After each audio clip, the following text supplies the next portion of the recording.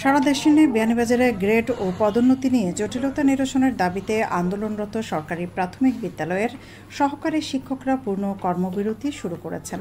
সোমবার থেকে তাদের এই লাগাতার কর্মবিরতি শুরু হয়। তাদের এই কর্মসূচিকে আন্দোলনকারীরা বলেছেন পূর্ণ দিবস কর্মবিরতি।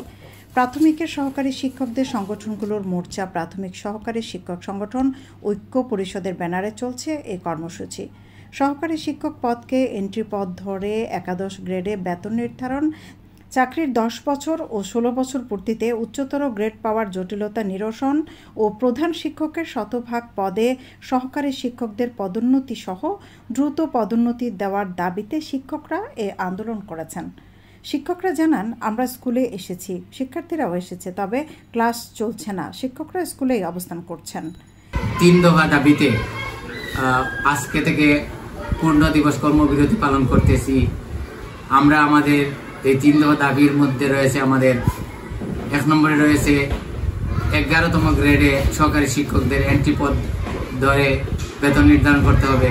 দ্বিতীয় দাবি হলো আমাদের 10 বছর এবং 16 বছরের পূর্তিতে আমাদের সহকারী শিক্ষক এবং সকল শিক্ষকদের উচ্চতর গ্রেডের যে জটিলতা রয়েছে এই সমস্যা নিরসন করতে হবে। এবং আমাদের তৃতীয় দাবি হলো প্রধান শিক্ষক পদে ওদের শতভাগ পদোন্নতি দিতে হবে। এটা 2009 সাল থেকে আটকে রয়েছে, এই সমস্যাটার সমাধান হচ্ছে না। 2009 সালের পর থেকে আর কোনো পদোন্নতি পাচ্ছেন না কোনো সহকারী শিক্ষক।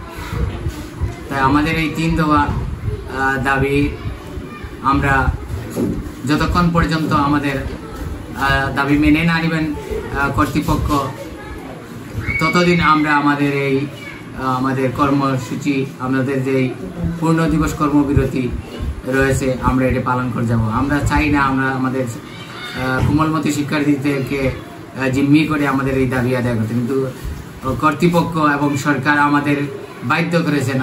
আমরা কিন্তু পূর্বে আমরা শান্তিপূর্ণভাবে আমাদের দাবিগুলো আমরা চেয়ে এসেছি, কিন্তু আমাদের দাবি এখনো আদায় হয়নি। এজন্য আমরা এটা বাধ্য হয়ে আমরা এরকম কর্মসূচি দিতে বাধ্য হয়েছি।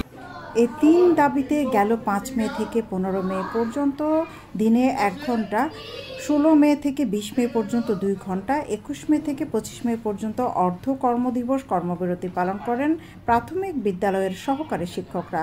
এবার শুরু হলো তাদের পূর্ণ কর্মবিরতি। সৈয়দা আখি হক, এবিটিভি।